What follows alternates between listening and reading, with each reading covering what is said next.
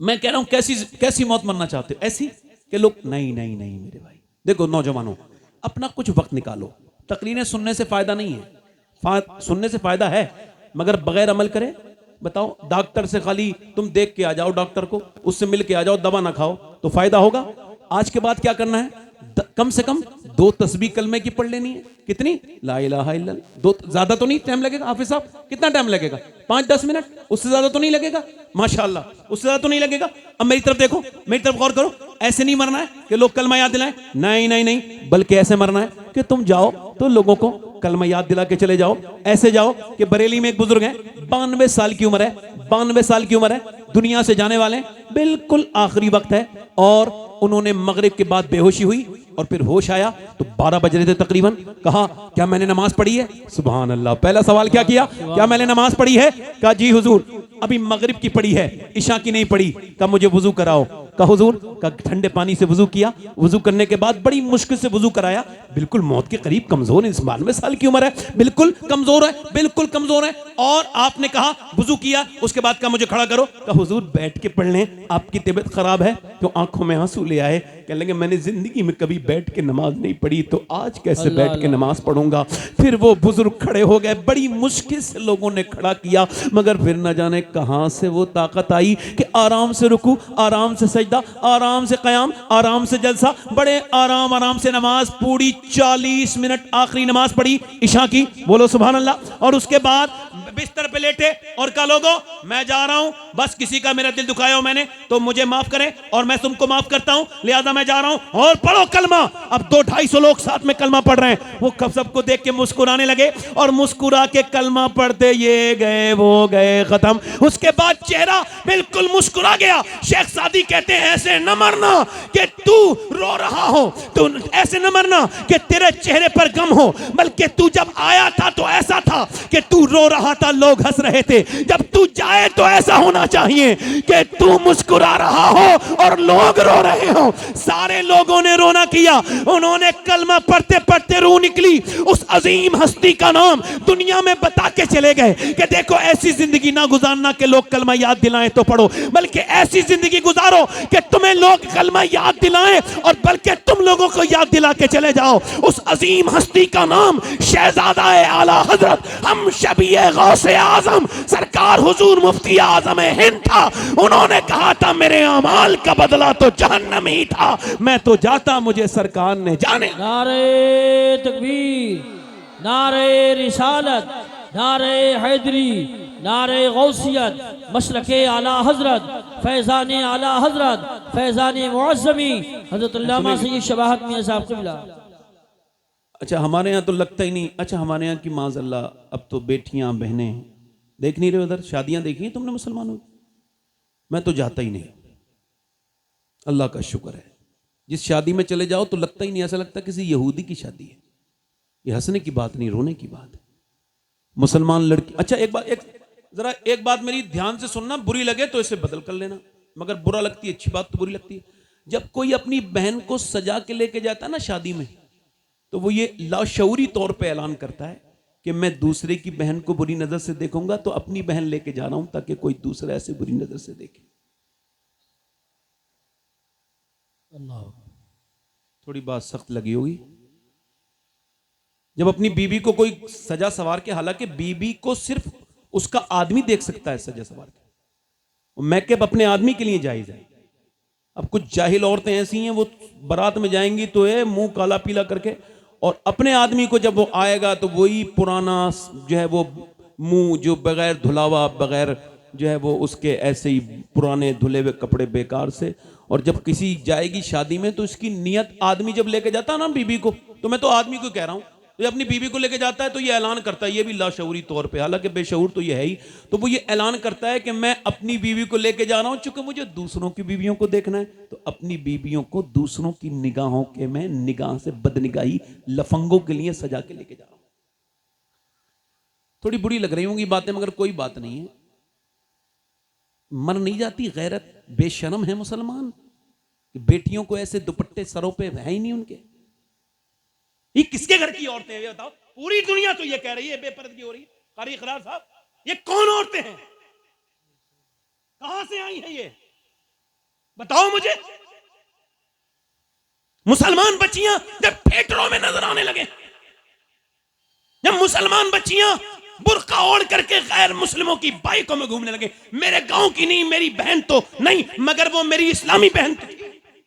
बेशक। इधर देखो, थी नहीं थी, मगर वो चली गई।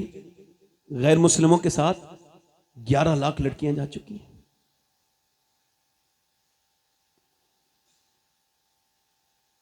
तालीम क्या होती है? तालीम लानत है ऐसी तालीम पर जो मेरे और तुम्हारे घर की हया छीन ले, जो ईमान की कातिल बन जाए। वो तालीम नहीं, जिहालत है। मुझे वो घरों में पढ़ाने वाली मुल्लानियां पसंद हैं जिन्होंने कुरान पढ़ के औरत को नेक बना दिया। सुभान अल्लाह, बहुत अच्छा। बोलो, मेरी बात गलत है, सही है? और ये बिल्कुल भी फंदे में ना आना, बिल्कुल। कोई भी अपनी बच्ची को अगर डॉक्टर बनाना चाहता है बनाए, मगर पहले वो कनीज़े फातिमा बनाए।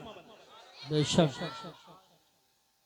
तालीम जरूरी नहीं है, पहले दीन जरूरी है। अच्छा, ये मुसलमान की लड़की हो सकती है जो किसी गैर मुस्लिम के साथ चली जाए? बताओ, जल्दी बोलो। हो सकती है? जल्दी बोलो, हो सकती है? ये वो किसी बेहया की बेटी थी जिसने उसे फिल्म तो दिखानी सिखाई, जिसने से टीवी के सामने रोना सिखाया, मगर अल्लाह के सामने रोना नहीं सिखाया। जी बेशक।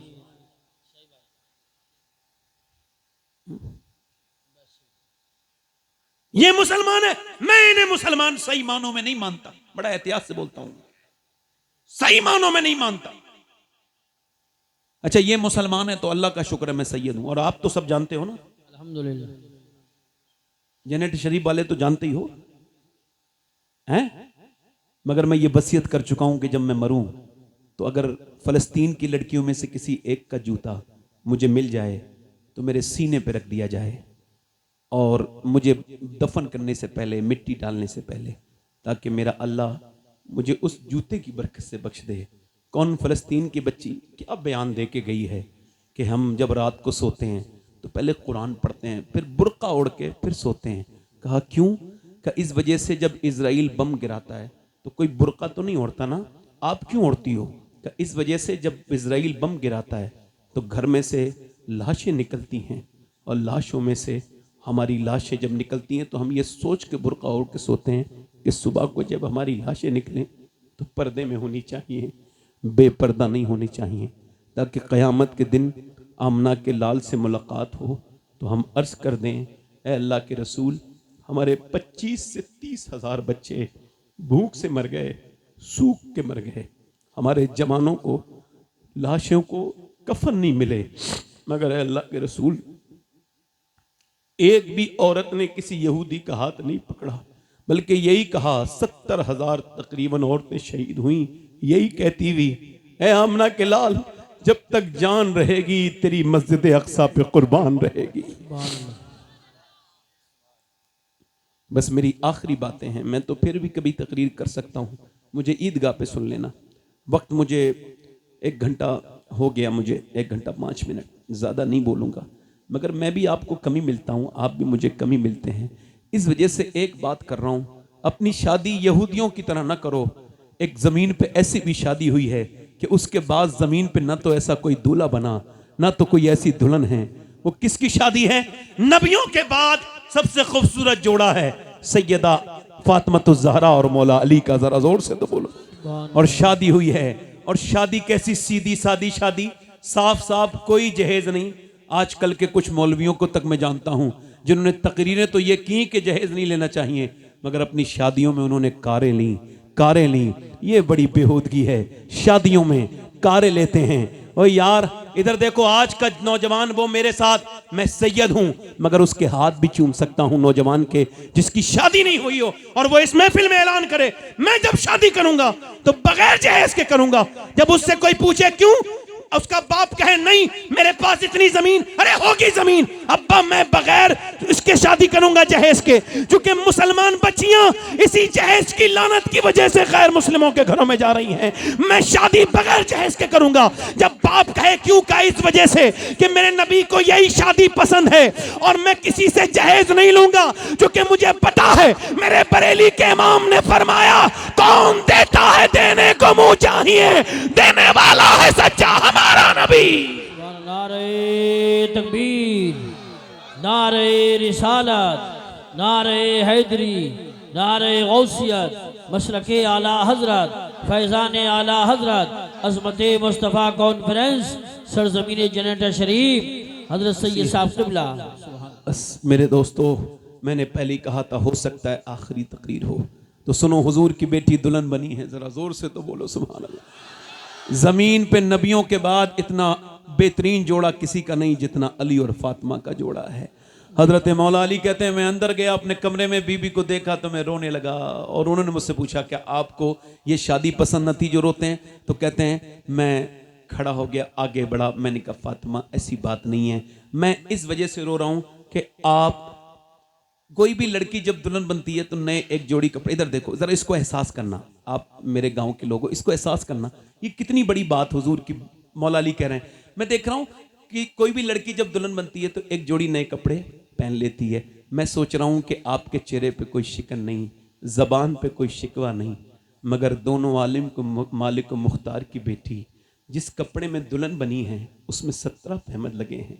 ओहो, हजरत अली को देखा तो सैयदा आगे बढ़ी, बड़े बाप की बड़ी बेटी आगे बढ़ी, हुजूर के हजरत अली का हाथ पकड़ा और कहा मेरे सरताज बिल्कुल भी गम न करें, मेरे अब्बा ने जब मुझे रुखसत किया था और बचपन से यही समझाया था मेरी लाडली फातिमा, अल्लाह कपड़ों से राजी नहीं होता, अल्लाह तो सजदों से राजी होता है। सजदों से। अम्मी आयशा फरमाती एक दिन हुजूर से मैंने कहा हुजूर आपकी बेटी आ गई, हुजूर उठ के खड़े हो गए।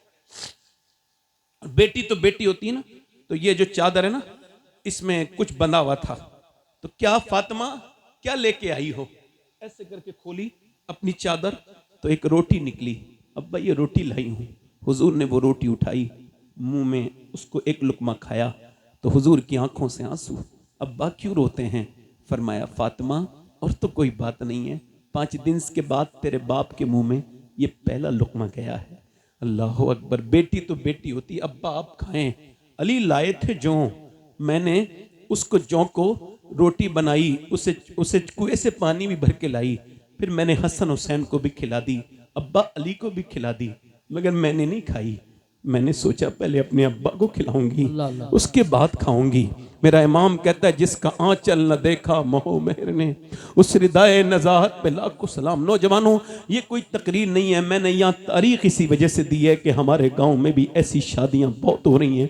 तुम नाचते हो, तुम डांस करते हो, तुम डीजे नचाते हो, ओए मेरे भाइयों जो ऐसा करते हैं उनसे हाथ जोड़ के कहता हूँ आखिरत बड़ी सख्त है, अल्लाह को नाराज ना करो। मेरे भाइयों मेरे दोस्तों जहेजों वाली शादी ना करो, अपनी शादियों को बरकत वाली शादी बनाओ।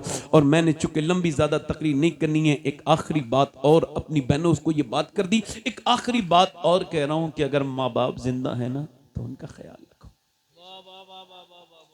खरी साहब जैसे माँ बाप चले जाए ना तो फिर माँ बाप नहीं मिलते। मैं 1 साल में ये भी जाते हैं मेरे साथ, जब मैं जहां जहां जाता हूं ये जाते हैं, और मैं जहां जहां आखिरत में भी जाऊंगा ये जाएंगे, तो ये जाते हैं। तो मैं 2017 में गया था अपनी अम्मी के साथ, मेरी बड़ी अम्मा भी गई थी और अम्मी भी गई थी मेरी। तो मेरी अम्मा ने मुझे मेरी अम्मी ने मुझे हज कराया, मैंने उसको नहीं कराया। ये कितनी झूठी बात है, कितनी छोटी बात है कि मैंने अपने माँ बाप को हज करा दिया। यार माँ बाप की दुआओं से हज होते हैं, माँ बाप को कोई दुआ कराता है। तो मेरी अम्मी जो है ना वो आ रहे थे मदीने से, तो मदीने से आते वक्त लोग रोते हैं हाजी लोग कि मदीना छूट रहा है, तो मेरी वालदा भी रो रही थी। मैंने कहा अम्मी मेरे लिए दुआ कर दो कि मैं हर साल मदीने आया करूं।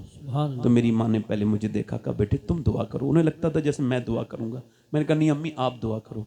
तो अल्लाह मेरी माँ को बख्शे, उसकी कब्र में रहमत करे। तो उसने फिर हाथ उठा के दुआ की, या रसूल अल्लाह मेरे बेटे को हर साल बुलाया करें। तो हुजूर 3-3 बार बुलाते हैं। मैं 3 बार जाता हूँ। माँ अगर राजी है ना, ये अगर चली जाए, जैसे जिस घर में माँ बाप हो ना, तो पुराने घर भी नए से अच्छे लगते हैं। बेशक। और घर में जिस कमरे में माँ बैठी हो वो कितना खूबसूरत कमरा है। हजरत सैयदना अबू हुरैरा कहते हैं, एक दिन एक बूढ़ी औरत के आने पे हुजूर इतना खुश हुए, हुजूर उठ के खड़े हुए, उसको ऊपर बिठाला और अपनी चादर बिछाई और वो ऊपर बैठ गई। तो फिर हुजूर उसकी बात सुनते रहे, वो सुनाती रही, फिर वो चली गई। मैंने पूछा, या रसूल अल्लाह ये कौन थी या रसूल अल्लाह? मेरे आका कायनात के मालिक मेरे सरकार, जिसके लिए आप खड़े हुए, पर मैं तुमने पहचाना नहीं, ये मेरी माँ है हलीमा, इसने मुझे दूध पिलाया था। ये दूध पिलाने वाली माँ है, सगी माँ नहीं है। अल्लाह अकबर। दीवारें छोटी होती थी कारी साहब, दीवारें छोटी होती थीं, लेकिन पर्दा होता था। ताले की इजाज़त से पहले सिर्फ भरोसा होता था, और जब तक माथा चूम के रुखसत करने वाली जिंदा थी, दरवाजे के बाहर तक मुंह में लुकमा होता था। अब वो जो माँ, एक हमारे भाई हैं मेराज भाई, उनकी अम्मी का इंतकाल हुआ। वो खुद बुजुर्ग हैं, उनकी काफ़ी दाढ़ी वाड़ी सफ़ेद है और 55 साल की उम्र। वो उसके बेटों ने फ़ोन किया, नागपुर में रहते हैं, कहने लगे वो ये अब्बा बड़े परेशान हैं, आप ज़रा। मैंने उनसे बात की, आप क्यों रोते हैं अम्मी को याद कर करके, अब तो आप दादा बन गए। तो कहने लगे सैयद साहब, बात ये ना, घर में आता था ना, तो अब दादा चाचा ताया कहने वाले हैं, मगर वो जो कहती थी मेरे बेटे आ गया, मेरे महराज आ गया, तो बोले वो बड़ी याद आती है कि माँ मर जाए ना। और मैं आपसे कह रहा हूँ, मेरे दोस्त हैं, वो तकरीर कर रहे थे, तो मैंने उन्हें फ़ोन किया, मैंने कहा यार बड़ी अच्छी बात है, तुम तकरीर कर रहे थे, तुम्हारे वालिद बराबर में बैठे थे, बड़े खुश नसीब हो। तो कहने लगे क्यों? मैंने कहा इस वजह से तुम्हारे वालिद ने तुम्हारी तकरीर सुन ली। मैं तो आज 25 साल हो गए, मेरे वालिद नहीं, उन्होंने मेरी तकरीर नहीं सुनी। तो मैं सोचता हूँ कहाँ कहाँ गया मैंने, कोई हिंदुस्तान के हर जगह गया, हर शहर में 10 बार गया, कोई ऐसी जगह नहीं जहाँ जाता नहीं हूँ या जाता नहीं हूँ, मेरी कोई हैसियत नहीं। कभी अर्श पर, कभी फर्श पर, कभी उनके दर, कभी दर बदर, गमे आशिकी तेरा शुक्रिया, मैं कहाँ कहाँ से गुजर गया। मगर मैं सोचता हूँ काश मेरे वालिद भी एक तकरीर मेरी सुन लेते तो कितनी बड़ी बात होती। मैं अब्बू की कब्र पे गया, मज़ार पे, तो मैं वो एक रिवायत उनकी पढ़ी। मौलाना हजरत बाबा फरीद फरमाते हैं, अपने बाप का तलवा चूमना ये 7 साल की नफली इबादत से बेहतर है। तो जिसके बाप का तलवा हो वो तो नहीं चूमेगा, तो वो तो कब्र की मिट्टी चूमेगा ना, वो क्या चूमेगा बोलो बताओ। तो तुम्हारे बाप है तो उनसे जबान लड़ाते हो। हमसे पूछो माँ बाप क्या है, जिसके माँ बाप ना हो उनसे ना पूछो। अभी हाजी नसरुद्दीन साहब का इंतकाल हुआ, अल्लाह उनकी बख्शिश करे। ये हमारा भतीजा बैठा है, अल्लाह आप सबको बरकत करे। अगर माँ बाप जिंदा हैं मेरे भाई, तो उनकी कदम चूम लेना, इससे बड़ा कोई पीर नहीं। किसी पीर की दुआ कबूल होगी कि नहीं कोई गारंटी नहीं, मगर मेरे आका फरमाते हैं माँ बाप की दुआएं ऐसे लगती हैं जैसे नबियों की दुआएं उम्मती के हक में कबूल होती हैं। मेरी बात खत्म हो रही है बस। अब ये अपनी एक किफल नाम का आदमी है, ये हमारे कारी साहब हैं, कारी यूसुफ रज़ा संभली साहब, हमारी लाइन में ये इतने नेक और अपनी वालदा के फर्माबरदार। हालांकि मोहम्मद अली फैजी भाई भी अपनी माँ को बहुत मोहब्बत करते हैं। अब बगदाद शरीफ भी साथ में जा रही हैं, कारी साहब हज करने जा रहे हैं अपनी माँ के साथ। क्योंकि जो माँ के मर्तबे को जानता है उसे ही तो पता होगा ना, जिसे जो जाहिल है उसे कुछ नहीं पता। वो इधर उधर जाएगा, मज़ार पे अजमेर में जाके फ़ोटो खिंचवाएगा, अजमेर में जाके ईद की नमाज पढ़ेगा, माँ के सलाम नहीं करता। अरे तू कहीं भी चला जा, अगर काबे का गिलाफ पकड़ के भी मर जा और तूने अगर माँ का दिल दुखाया है तो तू जहन्नम में जाएगा। और अगर तू अपने गांव में भी मर जाए, माँ बाप राजी हैं तो इंशाअल्लाह जन्नत में जाए। नारे तकबीर, नारे रिसालत। देख कर वालिदैन के रुख को, जिसके दिल में गुलाब खिल जाए, है ये कौले रसूल के उसको एक हज का सवाब मिल जाए। सुभान अल्लाह, क्या बात है सैयद साहब। बहुत मैंने अपनी बात खत्म कर देनी है, बस आपसे एक गुजारिश। किफल नाम का एक आदमी है, नौजवानों तुमसे गुजारिश, किफल नाम का एक लड़का है, हर रात एक नई लड़की के साथ जिना करता है। ये हदीस शरीफ हुजूर फरमा रहे हैं। क्या करता है? जिना बढ़ रहा है, जिना से बचो। जिना जलील कर देता है। जिना करने वाले की रोजी में बरकत नहीं, चेहरे पर रौनक नहीं, जिना करने वाला जलील होके मरेगा। बेशक जिना करता था हर रात एक नई लड़की के साथ। एक दिन एक लड़की आई, रोने लगी। क्यों रोती? पैसे नहीं मिले? कहा पैसा सब कुछ थोड़ी होता है, बल्कि ईमान भी कुछ होता है। कहा क्या मतलब? कि जब मैं रात को सजदा करती हूँ तब भी अल्लाह देख लेता है, और आज मैं जब तेरे साथ अपना जिस्म बेचने आई हूँ ना, तब भी अल्लाह मुझे मगर अल्लाह जानता है कि उसकी बंदी मजबूर है, मैं कभी ये ना काम ना करती। उस मालिक से यही करूँ, मालिक तू तो गवाह है कि तेरी बंदी ने कभी जिना नहीं किया, तो माफ़ कर देना। मजबूर थी ना, बहुत रोई, इतनी रोई कि उसके आंसुओं से किफल का दिल बदल गया। बोला जा जा, मैं तुझे अपनी बहन बनाता हूँ, जा ये पैसे ले, तूने मेरी आंखें खोल दी, जा। हुजूर फरमाते सारे पैसे उसको दे दिए। और वो फिर क्या हुआ, फिर उसके बाद अल्लाह अकबर, वो सजदे में गया और बोला मालिक एक रात आई थी कितनी बरकत वाली थी, मैंने उसके हाथ तक नहीं लगाया, और मैंने तो कितनी लड़कियों की इज्जतें लूटी हैं, अगर मेरी तरह कोई गुनहगार नहीं। फिर ये दिल पे उसके लग गई बात, तो फिर तेरे तरह करेम भी कोई नहीं। ऐसा रोया, रूह निकल गई, मर गया। कोई सुबह को जनाजा नहीं दफन करेंगे, इसका जनाजा जानी था, ये कमजोरी का फायदा उठाता था, गरीब लड़कियों की इज्जत नहीं, इसका जनाजा पढ़ेंगे। मगर सुनो, लोगों के कहने से क्या होता है, जब अल्लाह राजी हो जाए। उसने दरवाजे पर, अल्लाह ने फरिश्तों को भेजा, इसके दरवाजे पे मोटे मोटे लफ्जों में लिख के गए, इन्नल्लाह कद गफर लिल किफली, ये जो किफल है इसकी अल्लाह ने बख्शिश फरमा दी है। जोर से क्यों, कोई बंदा तेरे दर पे जो आंसू रोल देता है, मेरे मौला दरे तौबा। मखदूम याहिया मुनीरी फरमाते हैं कि अपना दरवाजा बंद करो। तौबा का तरीका बता रहा हूं जी, मेरी बात जरा दोहराओ, वो गौस पाक की बात। मौत तुझे हाल बदलने, जिस हाल में मरना चाहता है उसी में जीना। याहिया मुनीरी कहते हैं रोज तौबा करो। खवास तौबा करते हैं गफलत से, आवाम तौबा करते हैं गुनाह से। कहते हैं दरवाजा बंद करो, और दरवाजा बंद करके फिर अपने रब के सामने सब गुनाह याद करो, पुराने नए, और फिर रो दो। कितना, इतना कि एक आंसू ढलक के गाल तक आ जाए। अल्लाह फरमाता है मेरे बंदों से कह दो मूसा कि इतना रो ले जितना आंख का आंसू ढलक के गाल तक आ जाए, मैं सारे गुनाह माफ कर दूंगा। सुभान अल्लाह, माशाअल्लाह। जरा हाथ उठा के बताओ, हुजूर के नाम पे कितने लोग जान दे सकते हो? दोनों हाथ उठा के बताओ, नीचे हाथ करो, फिर दोनों हाथ उठा के बताओ कितने लोग हुजूर के नाम पे जान दे सकते हो? दोनों हाथ उठा, नीचे हाथ करो। आखिरी बात है मेरी, एक दूसरे की तरफ ना देखना, मुस्कुराना नहीं। कितने लोग ऐसे हैं हुजूर के नाम पे जान भी दे सकते हैं और आज से पूरी दाढ़ी भी रखा सकते हैं? वो इस महफिल में जरा खड़े हो जाए, खड़े हो जाओ, इधर आ जाओ बेटे, आ जाओ, आ जाओ, आ जाओ, दाढ़ी रखाने वाले पूरे आ जाओ, आ जाओ,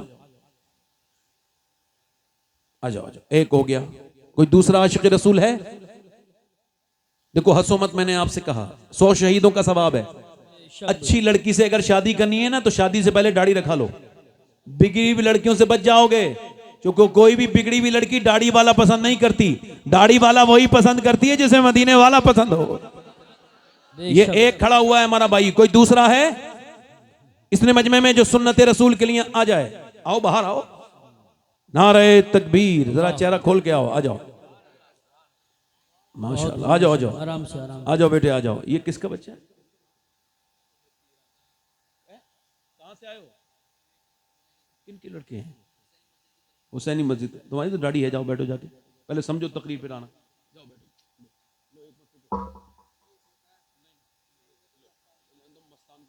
जाओ वैसे लेके जाओ। 2 हो गए, कोई तीसरा आशिक रसूल है? 100 शहीदों का सवाब है। जैसे ये निकल गए, ये क्या यहूदियों की तरह चेहरे बना रखे हैं, मुंडा मुंडा के खराब कर लिए? सुन्नत है 100 शहीद। आज से कौन ऐसा मुसलमान है नौजवान जो इस महफिल में कहे अब तक जिया था सभी के लिए, आज से जीऊंगा अपने प्यारे नबी के लिए, जो कि ताजुश शरिया कह के गए हैं, जिंदगी ये नहीं है सभी के लिए, जिंदगी है नबी की, नबी के लिए। सुभान अल्लाह, माशाअल्लाह। है कोई काफी पुराने पुराने बैठे हैं, दाढ़ी मुड़ा के समझते हैं कि जवान हो जाएंगे। बेटे बैठ जाओ, तुम छोटे हो, भी बैठ जाओ, हंसना नहीं भाई। ये कह रहे हैं कोई तो काफी पुराने पुराने बैठे हैं, दाढ़ी मुड़ा के, सफेद दाढ़ियों को काला करा के, ये समझ रहे हैं कि ये हम जवान हो गए। आला फरमाते हैं, आला हजरत फरमाते हैं, मैं नहीं कह रहा हूं बैल के सींग काटने से बछड़ा नहीं बनता, बैल का बैल ही रहता है। 2 ही लोग खड़े हुए हैं, 50-50 खड़े होते हैं।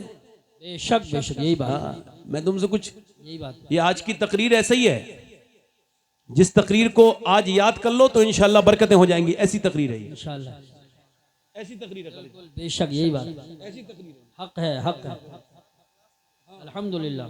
कोई तीसरा आशिक रसूल है? अच्छी बात। तीसरा है कोई? मेरे आका का दीवाना, हुजूर का आशिक, जनेटा शरीफ में, इतने बड़े मुसलमानों के गांव में है कोई? नौजवान जो खड़े होके कहे हाँ बहुत हो गया, दुनिया वालों की तरह जीना, अब हम हुजूर के गुलामों की तरह जीना शुरू करेंगे। सुभान अल्लाह माशाअल्लाह। क्या पहचान है तुम्हारी? कोई तुम्हें पहचानता है? दाढ़ी मुड़ा के घूमते हो, उधर गए तो उधर, उधर गए तो उधर। है कोई तीसरा आशिक रसूल महफिल रसूल में, सुन्नत रसूल वाला? कोई नौजवान, कोई हमारा भाई जो सुन्नत रसूल के लिए पूरी दाढ़ी रखा ले? ये दो ही खड़े हुए हैं। मुझे तो कन्फर्म है अगर ये एक भी खड़ा होता फिर भी कोई बात नहीं थी। बेशक। और एक बात बताओ, अगर कोई अजान पढ़े और नमाजी एक भी ना आए तो क्या उसे सवाब नहीं मिलेगा? बिल्कुल मिलेगा, मिलेगा। मैं तो अजान पढ़ रहा हूँ, सही बात है। अब ये तो नमाजियों के ऊपर है, अपना भला चाहो तो आओ, बेशक बेशक। वरना ये अंग्रेजों की तरह चेहरे बनाओ। अच्छा पैगाम है सही साहब, बहुत बस जितनी देर मैं हूं, बस फिर कारी साहब निजामत करेंगे, फिर आप भी सुनेंगे, मैं भी सुनूंगा। कारी मोहम्मद अली फैजी साहब को दो लोग हो गए, तीसरा कोई है तो आ जाए। है कोई पीछे से नौजवान खड़े हुए लोगों में से कोई निकल के आए बाहर? असल में इतने लोग आ गए कि जो कुर्सियां मंगाई थी वो तो भरी गई, और ये और लोग खड़े उधर रोड पे खड़े हैं। आगे से जलसा कराया करो नौजवानों, तो ज्यादा डबल टिबल कुर्सी मंगाया करो, क्योंकि ये हमारा गांव अब माशाल्लाह बहुत बड़ा हो गया है। हाँ, इसका मर्तबा भी बड़ा है, क्योंकि दादा मियाँ सारे गांव से बड़ा मर्तबा है हमारे गांव का। आसपास में कोई इस मर्तबे का गांव नहीं है, इस वजह से कि यहाँ दादा मियाँ आराम कर रहे हैं, बेशक, बहुत मौजम शाह मियाँ आराम कर रहे हैं। चलो भाई, दाढ़ी रखाना दोनों इंशाल्लाह, अल्लाह ताला जजा दे तुमको। बैठ जाओ, इन बैठ जाओ बेटे, आगे आ गए तो पीछे मत जाओ, आप खड़े हो जाओ, यहीं पे बैठ जाओ, यहीं पे। जरा हुजूर की आंखों की ठंडक है नमाज। इरादा कौन कौन करता है नमाज का? ये तो कर सकते हो ना नौजवानों। आज से मस्जिदें अगर भरी हो गई तो समझो जलसा कामयाब है अपना। दोनों हाथ उठा के बोलो इंशाल्लाह नमाज का इरादा करते हो? दोनों हाथ उठा के बोलो इंशाल्लाह इरादा करते हो, नमाज पढ़ोगे इंशाल्लाह? बहन बेटी को पर्दे के लिए कहोगे अपनी इंशाल्लाह? हमेशा सुन्नियों के सच्चे मजहब मसल के आला हदरत पे रहोगे इंशाल्लाह? अल्लाह आप सबको सलामत रखे, बाकरामत रखे। मैं दुआ करता हूँ, मेरी कोई बात बुरी लगी हो तो मुझे माफ कर दो, चूंकि काफी वक्त हो गया, 1.5 घंटा बोल गया मैं। आपको पता तो नहीं चला? हाँ बताओ। ए ए ए ए कहाँ जा रहे हो? हैं? बैठ जाओ, पानी कोई पिएगा नहीं, बैठो। नहीं, कोई किसी को भी बुला लो, पानी नहीं पिएगा कोई। हाँ हाँ, जब चाय पिएंगे सब बाद में, वो भी पानी कोई नहीं पिएगा, पानी कोई नहीं। करबला वालों का जिक्र हो तो पानी नहीं।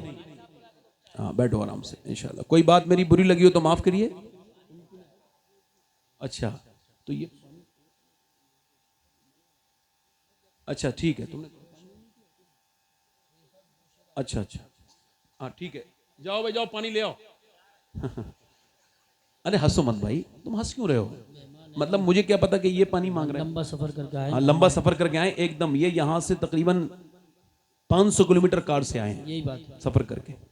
तो ये है कि इंशाल्लाह है नौजवानों, बदलोगे ना इंशाल्लाह, वरना मौत हाल बदलने हैं।